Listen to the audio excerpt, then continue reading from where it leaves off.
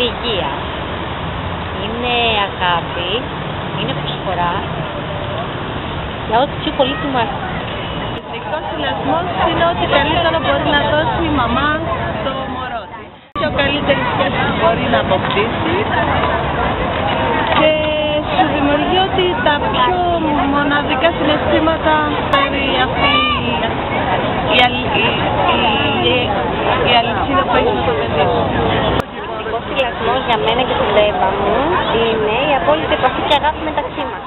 Για μένα ο μητρικός θυλασμός είναι μεγάλη ευκολία. Πρώτα καλά δεν έχει να αποστηρώνει, να κουβαλάς. Είναι οικονομικό μέσο. Και επίσης είναι ένα πολύ καλό πράγμα για να ηρεμήσει το παιδί. Δηλαδή με το παραμικρό που θα σου κλάψει έχεις ένα όπλο για να το ηρεμήσεις. Ο μικρούλης πόσο είναι? Ορίστε. Πόσο είναι ο μικρούλης? Είναι 7 μηνών. Να σας ζήσει. Και θα συνεχίσουμε όσο μας τραβήξει. Σας το εύχομαι. Είναι αγκαλιά, είναι τρυφερότητα, είναι οικονομικό, διευκολύνει γιατί μπορούμε να πάμε παντού θυλάζοντας, χωρίς να κουβαλάμε βιμπερό και όλα αυτά. Είναι υγιεινή διατροφή, είναι νομίζω το καλύτερο που μπορεί με το οποίο μπορεί να τρυφεί.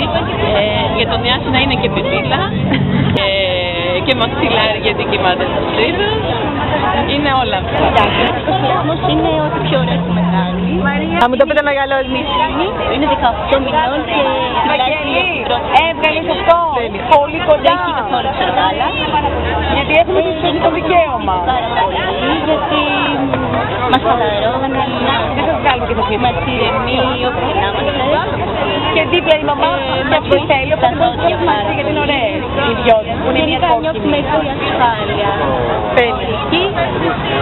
Πολύ καλά με τη σχέση με τις ασθένειες, έχουμε αρχίσει το παράδειγμα. Και πολύ τρυφερότητα.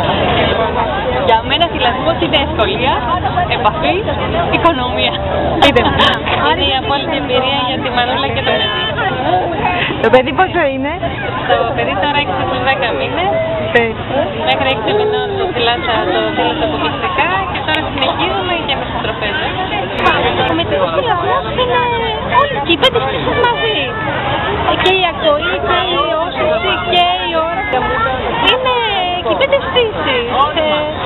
Όταν ακούει την καρδιά της μαμάς, όταν την αγγίζει τη διστασιά της, όταν είναι λίγο μεγαλύτερο που μπορεί να της μιλήσει και να μοιραστεί σκέψεις, που όταν είναι μόνο δεν είναι να σκέφτεται το μυαλουδάκι.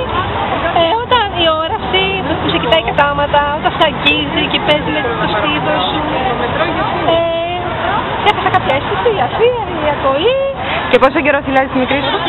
Τη θυλάζω από την αρχή, δεν έχω δώσει άλλο γάλα στο δεύτερο παιδί. Στο πρώτο έδωσα όταν έγινε 13,5 μηνών. Το δεύτερο δεν έχει πάρει καθόλου γάλα. Και πόσο είναι τώρα? Τώρα είναι 2 χρονών. Να σου ζήσουνε. Ενώ το πρώτο το θύλασα μέχρι όταν ήμουν μέχρι 5 μηνών έγκυος. Το θύλασα και όταν έγινε 5 μηνών έγκυος στο δεύτερο σταμάτησα. Δηλαδή από το 2005 θυλάζω μέχρι τώρα και έχω με διακοπή 4 μήνες. Που αν ήξερα ότι υπάρχει αυτή η επιλογή, ίσως να μην σταματούσα. Θυλασμός είναι τροφικότητα. Πόσο είναι η μικρούλα? 20 μηνών.